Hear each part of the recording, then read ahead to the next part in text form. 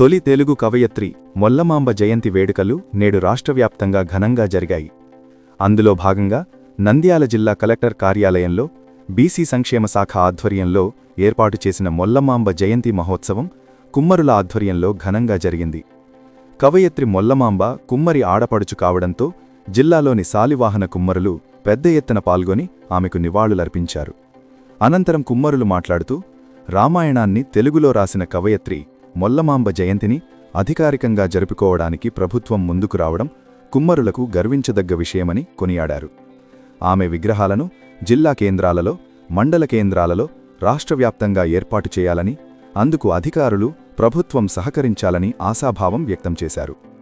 కవయిత్రి మొల్లమాంబ విగ్రహాలను ఏర్పాటు చేసే దిశగా రాష్ట్రవ్యాప్తంగా ఉన్న కుమ్మరులు ఏకం కావాలని పిలుపునిచ్చారు. మొల్ల అసలు పేరు ఆత్మకూరి మొల్లమాంబ. ఆమె 16వ శతాబ్దపు తెలుగు కవయిత్రి. తెలుగులో తాను రాసిన రామాయణం మొల్ల రామాయణంగా ప్రసిద్ధి చెందింది. ఈమె కుమ్మరి కుటుంబంలో జన్మించింది. మొల్ల శ్రీకృష్ణదేవరాయల సమయంలోనిదని కూడా ప్రసిద్ధి. ఇక మొల్ల రచనలని చదివినవారు మొల్ల రచనాశైలి చాలా సరళమైందని, రమణీయమైనదని అంటారు.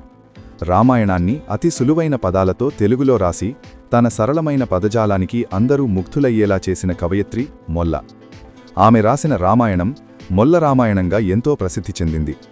రామాయణాన్ని తెలుగులో రాసిన తొలి కవయిత్రిగా కూడా ఆమె ఎంతో పేరు ప్రఖ్యాతలుగాంచింది. అందుకే ప్రభుత్వం మొల్ల జయంతిని రాష్ట్ర పండుగగా జరుపుకోవాలని ప్రభుత్వం నిర్ణయించింది.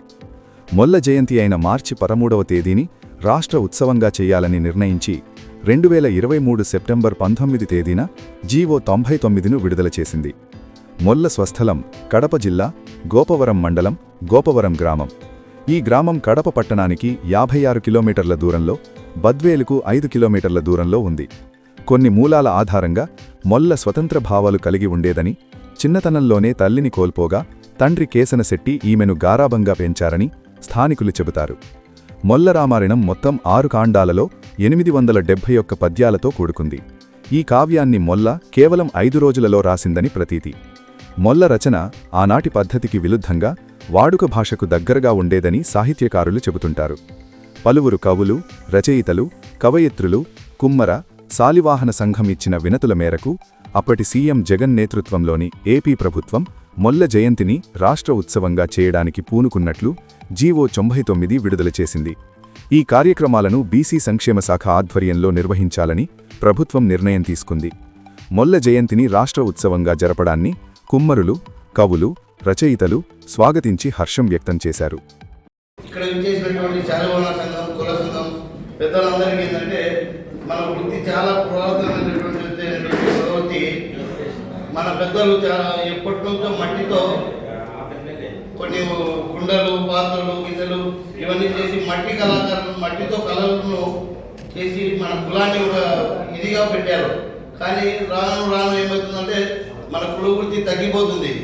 ప్లాస్టిక్ వాడకం ఎక్కువైపోయింది. దీనివల్ల మన కుల వృత్తి తగ్గిపోతుంది. మన సంఘ నాయకులందరూ కలిసి ఉండగా ప్రస్తుతానికి ఇప్పుడు కూడా చేస్తున్నటువంటి ఈ వృత్తిని ఎంతో మంది చేస్తున్నారు. వాళ్ళందరికీ ప్రోత్సాహం ఇచ్చి మన వృత్తిని కాపాడుకోవాలని తెలియజేసుకుంటూ ఈ కార్యక్రమాన్ని ఇంత ఘనంగా నిర్వహిస్తున్నటువంటి నంద్యాల జిల్లా అధికారులందరికీ మా శాలివాహన సంఘం తరఫున ధన్యవాదాలు తెలుపుకుంటూ నాకు ఈ అవకాశం ఇచ్చినటువంటి పెద్దలందరికీ సభాపూర్వకంగా మరొకసారి ధన్యవాదాలు తెలుపుతున్నాను. సోదరులకు పేరు పేరున ధన్యవాదాలు తెలుపుకుంటున్నాము. ఈరోజు మన మొల్లమాంబ జయంతి సందర్భంగా ఇక్కడికి వచ్చిన మీ అందరికీ అభివందనలు. శాలివాహన కవయిత్రి మొల్లమాంబ జయంతి సందర్భంగా ఇక్కడికి విచ్చేసిన కుమ్మర శాలివాహన కులబంధులకు, సోదర సోదరిబంధులకు, వేదిక నుంచిన జిల్లా అధికారులకి నా నమస్సుమాంజలు. కవయిత్రి మొల్లమాంబ 16వ శతాబ్దానికి చెందిన ప్రథమాంధ్ర తొలి తెలుగు కవయిత్రిని మనకందరికీ తెలిసిన విషయం. ఈ మహాకవయిత్రి కడప జిల్లా ఆతుకూరు గ్రామంలో కేశనశెట్టికి జన్మించడం జరిగింది.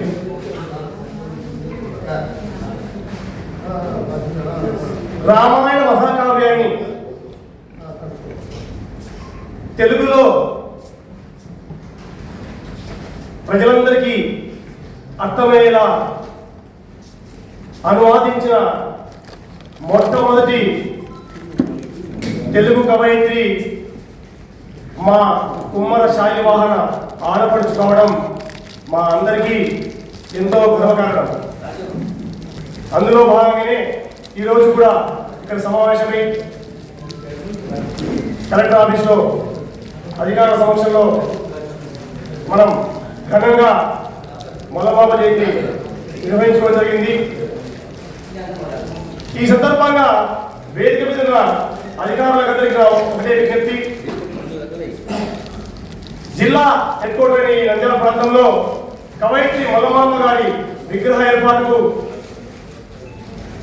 దయ ఉంచి కలెక్టర్ గారితో మాట్లాడి మాకు అవకాశం కల్పిస్తే మేము కూడా వెళ్ళి ఇక్కడ సెంటర్లో విగ్రహం ఏర్పాటు చేయడానికి మీరు అవకాశం కల్పించాలని నేను వినయపూర్వకంగా మీ అందరినీ కోరుతా ఉన్నాను.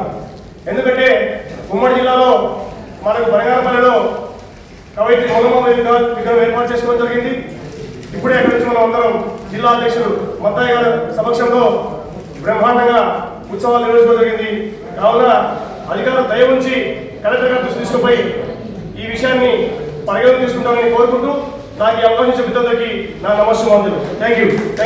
మొల్లమాంబ జయంతి ఉత్సవానికి చేసినటువంటి శాలివాహన ఆత్మీయ సోదరులందరికీ, జిల్లా యంత్రాంగానికి, వాల్మీకి సంఘం తరఫున శుభాకాంక్షలు తెలియజేస్తా ఉన్నాను. ఇవాళ అనేక మంది కవులు కవయిత్రులు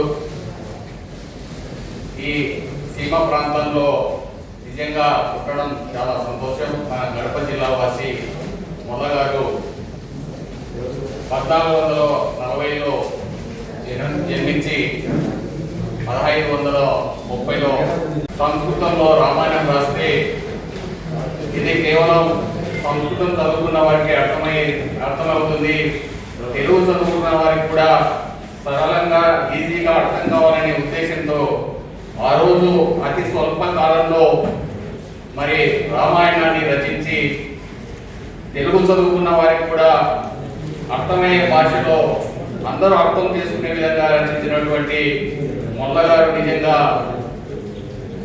చాలా మంచి పని చేశారు. మరి ఆనాడు శ్రీకృష్ణదేవరాయల కాలంలో అనేక మంది ఉత్తడులు ఉన్న ఒక సామాన్య కులంలో పుట్టినటువంటి మొల్లగారు ఈ యొక్క రామాయణాన్ని రచించి చరిత్ర పుటల్లో ఎక్కడం బీసీ సోదరులందరి తరఫున కూడా నిజంగా గర్వకారణమని తెలియజేస్తూ సెలవు తీసుకుంటాం. జిల్లా కార్యాలయంలో నిర్వహిస్తున్నటువంటి శ్రీ కవయిత్రి మొల్లమాంబ గారి జయంతి వేడుకలు చేసినటువంటి కుమార శాలివాహన సోదర సోదరిమణులందరికీ కూడా నమస్సుమాంజలు. వేదికపై ఉన్నటువంటి పెద్దలకు కూడా నమస్సుమాంజలు.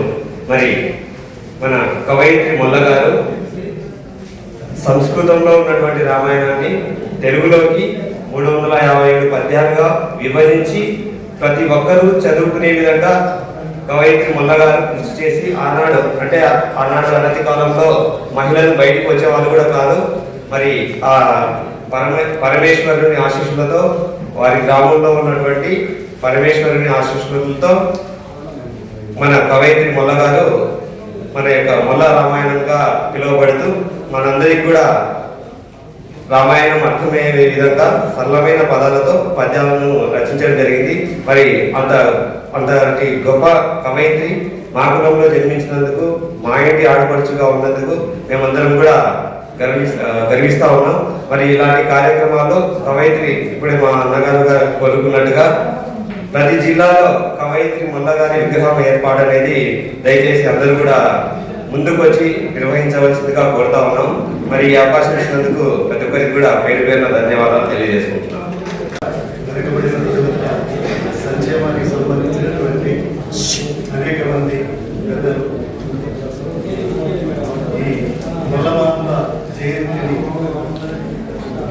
విజయోత్సవాలుగా రాష్ట్రంలో జరుపుకుంటున్నారు. అందులో భాగంగా నంద్యాల జిల్లా కేంద్రంగా జరుపుకోవడం, ఈ వ్యాపారాన్ని మళ్లించి వచ్చినటువంటి అందరికీ కూడా శుభాభివందనాలు తెలియజేస్తూ,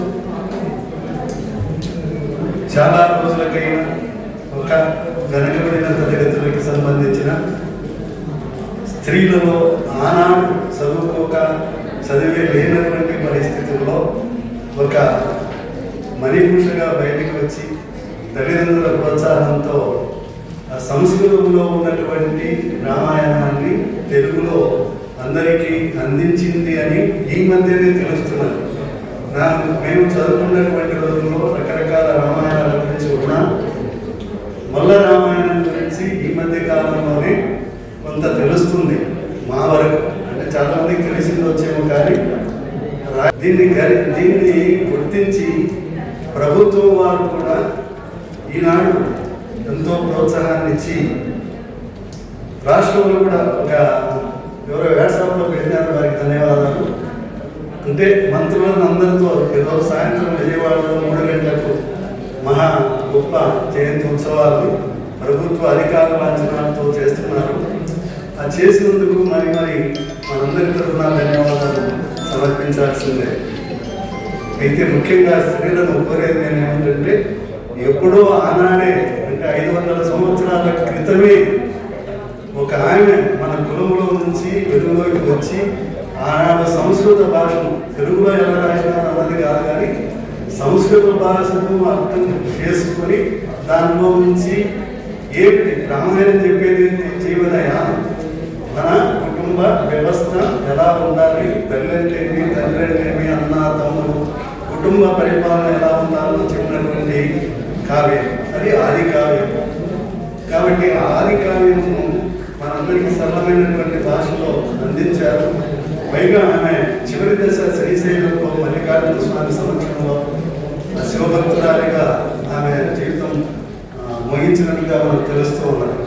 కాబట్టి మరి శివభక్తురాలైన రాముల వారు విష్ణువంశంతో ఉన్నప్పటికీ శివకేశవులకు భేదం లేదు అని చెప్తూ తనకున్నటువంటి పరిస్థితుల్లో అందరికీ అందించింది. కాబట్టి ఈనాడైనా మన పిల్లలకి లేదా మన రాబోయే తరాలకి రామాయణ కావ్యం యొక్క విశేషాన్ని గమనించి ఆ స్త్రీలు మనం ఎందుకు పండుగ చేసుకుంటున్నాం, ఎందుకు విగ్రహాలు పెట్టుకుంటున్నాం, దాని యొక్క ఉద్దేశం ఏంటి, దానివల్ల స్ఫూర్తి ఏమన్నా పొందినామా, పొందాలి. కాబట్టి ఆ స్ఫూర్తి పొందేదానికి ఆ మొల్ల మాంబ యొక్క జీవిత చరిత్రను ఇంకొకసారి ఇంకా మనం అందరికీ అందించే ప్రయత్నం చేసి చిన్న పుస్తకాల రూపంలో ఇంకా పాఠ్య పుస్తకాలలో వచ్చేటట్లుగా ప్రయత్నం చేసి మనం వారిని ఆదర్శంగా తీసుకొని ముందుకు వెళ్ళాలని కోరుకుంటూ ఈ సమావేశానికి వచ్చినటువంటి మన జిల్లా అధికారులకు మరియు మన శాలివాన కుల పెద్దలకు, శాలివాన సోదరిమణులకు ప్రతి ఒక్కరికి నా హృదయపూర్వక నమస్కారాలు తెలియజేస్తున్నాను. ముఖ్యంగా ఎప్పుడో 500 ఏళ్ళ నాటి కింద రచించినటువంటి మొల్ల అమ్మవారు, అది బీసీ కులం కావడం, బీసీ కులంలో మన ఉమ్మడి కులం కావడం మనం చాలా అదృష్టంగా భావిస్తున్నాము.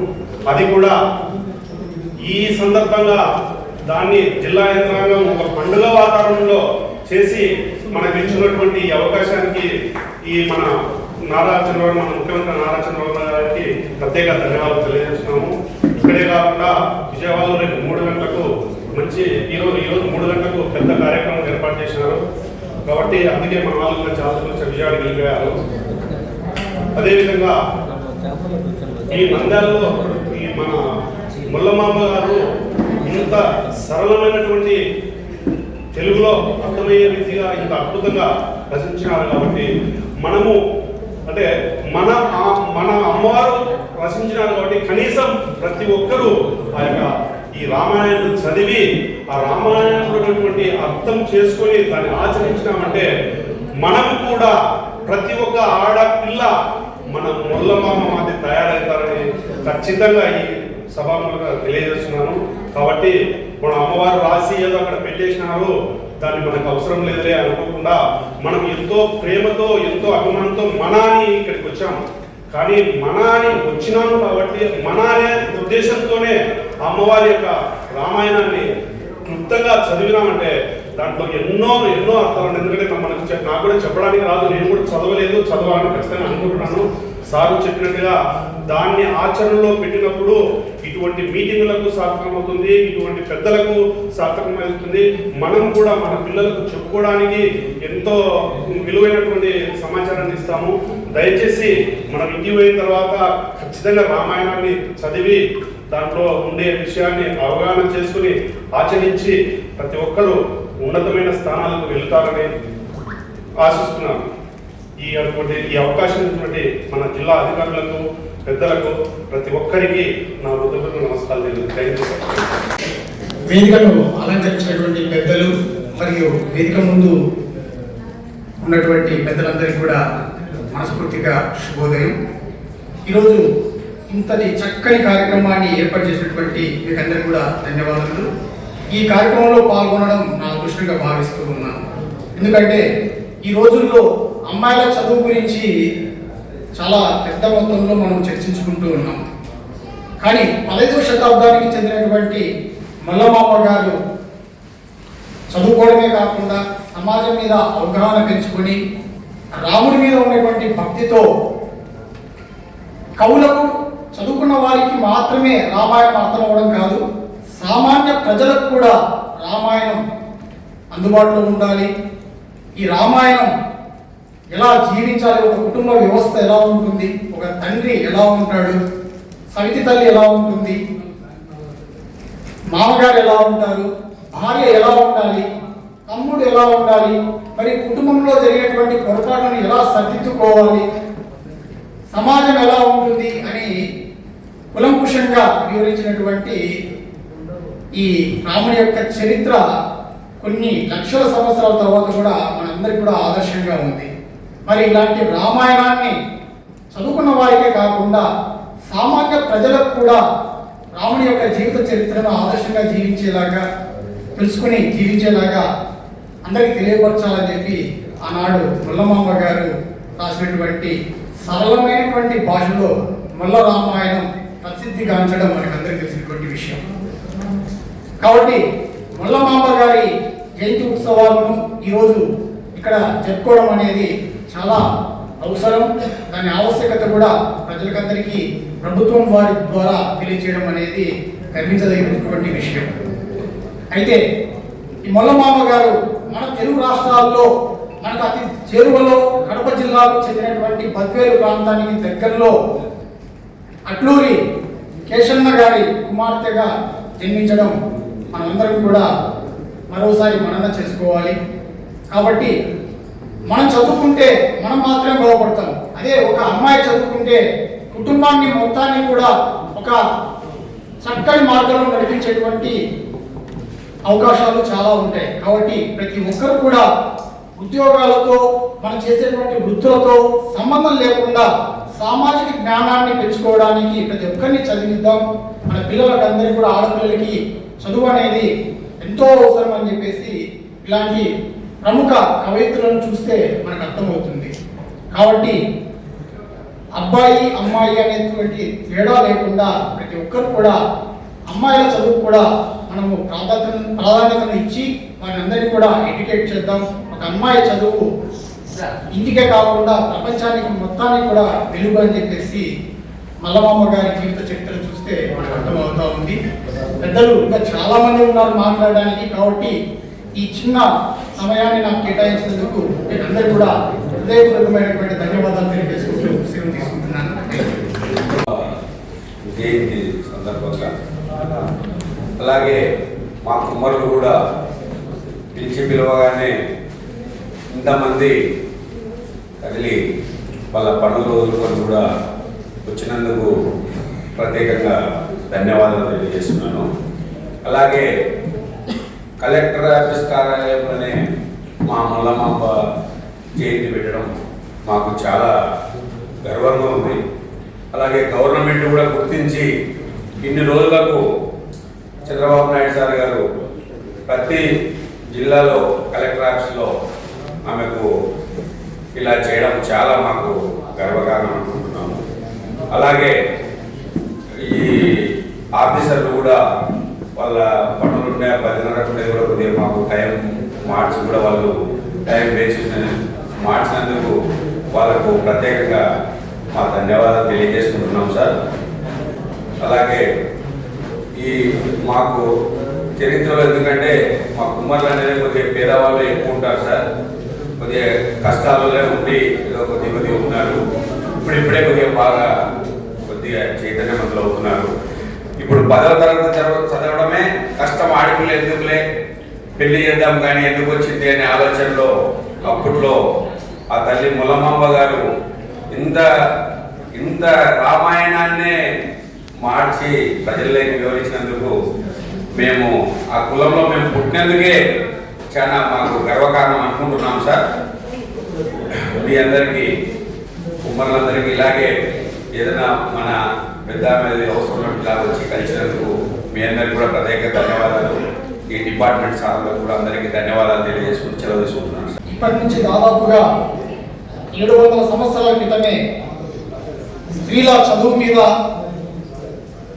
చైతన్యం తెచ్చినటువంటి ముల్లమాంబ గారి విగ్రహావిష్కరణను నంద్యాల పట్టణంలో ఏర్పాటు చేయడానికి అధికారులందరూ కూడా సహకరిస్తే అన్ని వర్గాల వారు కూడా సంతోషపడతారు. మరియు మహిళల యొక్క విగ్రహాలు కూడా మనకు కంటి కనిపిస్తూ ఉంటే ఈ నేటి చదువుకుంటున్నటువంటి అమ్మాయిలలో కూడా మరింత ఉత్సాహం పెరుగుతుంది, మరియు చైతన్యవంతులు అవుతారు. ఇలాంటి గొప్ప రచయితలుగా గొప్ప వ్యక్తులుగా ఎదగాలనేటువంటి ఔత్సాహిత కూడా అమ్మాయిలలో మరింత పెరుగుతుందని చెప్పేసి అధికారులకు అందరికీ ఈ పెద్దలందరి సమక్షంలో తెలియజేస్తూ ఉన్నాను.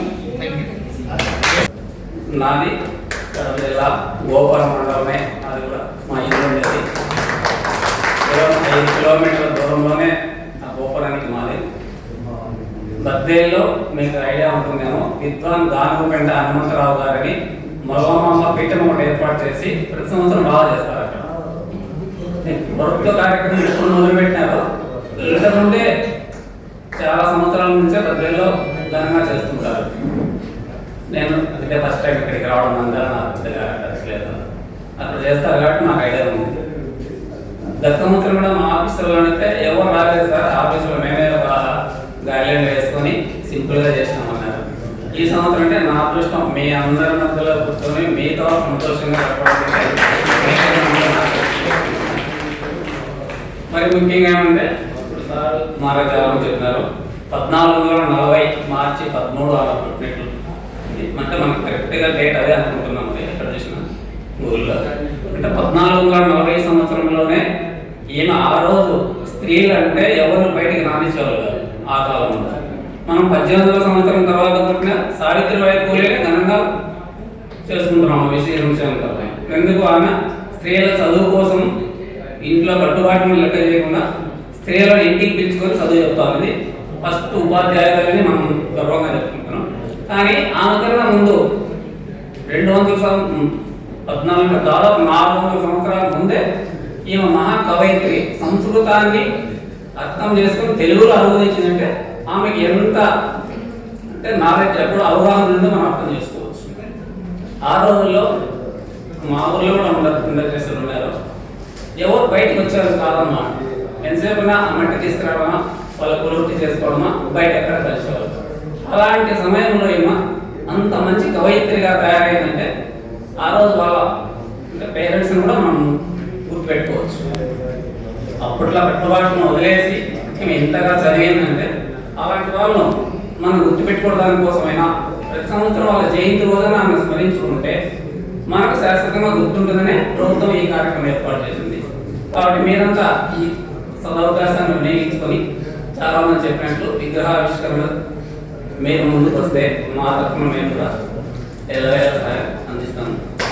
ఈ కార్యక్రమం ఆనాటి సంస్కృత రామాయణాన్ని అందరికీ అర్థమయ్యే రీతిలో తెలుగులో అనువదించి రామాయణం యొక్క గొప్పతనాన్ని తెలుగువాడికి చాటి చెప్పినటువంటి మన కవయిత్రి వల్లమాంబ కుమ్మరి ఆడపడుచు అని చెప్పుకోవడంలో గర్వపడుతూ మరి కార్యక్రమానికి విచ్చేసినటువంటి అధికార యంత్రాంగానికి శాలివాహన కుమార కుల పెద్దలందరికీ కూడా నమస్కారాలు తెలియజేస్తూ ఈ సందర్భంగా ఆంధ్రప్రదేశ్ రాష్ట్ర ప్రభుత్వానికి ప్రత్యేక ధన్యవాదాలు తెలియజేస్తున్నాం సార్. ఎందుకంటే బీసీ కులాలలో దాదాపుగా అన్ని కులాలు ప్రత్యేకమైనవిగా పరిగణిస్తూ వాటికి సంబంధించి అన్ని విధాలుగా ఆచరణలో ఉన్నటువంటి వాళ్ళ కులంలో పోలిస్తే మరి కుమ్మరి శాలివాహన సంక్షేమ సంఘం ఎన్నో విధాలుగా కార్యక్రమాలు నిర్వహిస్తూ మాకంటూ ఒక గుర్తింపు తెస్తున్నటువంటి మహిళగా కవయిత్రిని మేము ఎన్నో విధాలుగా అనువదిస్తూ ఉన్నాం. ఈ సందర్భంగా వారికి ప్రత్యేక ధన్యవాదాలు తెలియజేస్తూ మరి అలాగే ఈ సంవత్సరం అధికారికంగా చేస్తూ ఉన్నారు కాబట్టి అలాగే మా యొక్క కవయిత్రి మొల్లమాంబ గారి విగ్రహాలు నంద్యాల జిల్లా కేంద్రంలో అది ప్రభుత్వ అధికార లాంఛనాలతో ఏర్పాటు చేస్తే మాకు మరింతగా చెప్పుకోవడానికి బాగుంటుంది సార్. ఎందుకంటే మరి నంద్యాల జిల్లాలో కేవలం మా యొక్క కుమ్మరి శాలివాహన ప్రతినిధులు ఒక బనగానపల్లెలో మాత్రమే ఏర్పాటు చేసుకున్నారు. అలాగే మహానంది అన్నదాన సత్రంలో ఏర్పాటు చేసుకున్నారు. కానీ ఇక్కడ ఏంటంటే ప్రభుత్వ లాంఛనాలతో ఈ యొక్క జిల్లా కేంద్రంలో కుమ్మరి మొల్లమాంబ గారి విగ్రహాన్ని ఏర్పాటు చేయడంలో అధికారులు ప్రత్యేక చొరవ తీసుకొని వచ్చే సంవత్సరానికి ఆ యొక్క విగ్రహ ఆవిష్కరణ చేసే విధంగా మా వైపు ప్రత్యేకంగా గుర్తిస్తారని తెలియజేసుకుంటూ మరి ఈ అవకాశం ఇచ్చినటువంటి పెద్దలందరికీ కూడా ప్రత్యేక ధన్యవాదాలు తెలియజేస్తున్నాం. మొల్లమాంబ గురించి జయంతి వేడుకల గురించి కడప జిల్లా మన రాయలసీమ వాసి ఇంత రామాయణం రాసిన దానికి ఇంతకుముందు అయితే బాగా జరిగింది. కానీ ఇప్పుడైతే ఈ ఇంటర్నెట్ ఈ యూట్యూబ్ వచ్చినాక ఈ పాతవి చాలామంది అవన్నీ చూసేవాళ్ళు చాలా తక్కువ అయిపోయినారు. అందుకని గవర్నమెంట్ వచ్చేసి కొత్తగా దీని గురించి జయంతి జరిపితే అప్పుడన్నా కొంత ఇది వస్తుందని చెప్పి ఇయర్లీ ఈ ప్రోగ్రాం పెట్టారు. ఈ ప్రోగ్రాం గురించి ఇంకా నేను అలాగే పెద్దలందరికీ చెప్పేసి నేను చెప్పేది ఏమి ఉండదు. దయచేసి మీరు చాలామంది ఇప్పుడు హైదరాబాద్లో అయితే నాకు తెలిసి హైదరాబాద్ ట్యాంక్బాన్లో అయితే పెద్ద విగ్రహం పెట్టినారు. ఇంకా ఇక్కడ స్టేట్లో ఎక్కడ ఉందో నాకైతే ఐడియా లేదు. కానీ మీకు చాలామంది ఏదో విగ్రహంగా పెట్టాలని అంటున్నారు కాబట్టి దయచేసి మీరు పిలిచి సంఘం మరి సంఘం తరఫున ఒక లెటర్ మాకు ఇస్తే రిప్రజెంటేషన్ నేను మేడంతో మాట్లాడి మీకు ఒకే దగ్గర అంటే కాదు ఓ 2-3 ప్లేసులు చెప్పి అక్కడ ఎడ పెట్టమని చెప్తే ఇంతకుముందు అయితే ఎవరు ఇష్టపడినట్టు పెడతారు కదా విగ్రహాలు. ఇప్పుడైతే అక్కడ పెట్టేది లేదు. సుప్రీంకోర్టు ఆర్డర్ ఇచ్చినారు. సుప్రీంకోర్టు ఆర్డర్ ప్రకారం ఒక కమిటీ ఉంటుంది. దానికి కమిటీ వాళ్ళంతా ఒకసారి ఎంక్వైరీ చేసి అక్కడ పెట్టే ఇబ్బంది లేదా, పెడితే అక్కడ ట్రాఫిక్ సమస్య అవన్నీ ఉంటాయి కదా, అవన్నీ లేకుండా కమిటీ ఆర్డర్ ఇస్తారు. ఆర్డర్ తర్వాత మేము ఇస్తాము. దయచేసి మీరు ఒక రిప్రజెంటేషన్ ఇస్తే నేను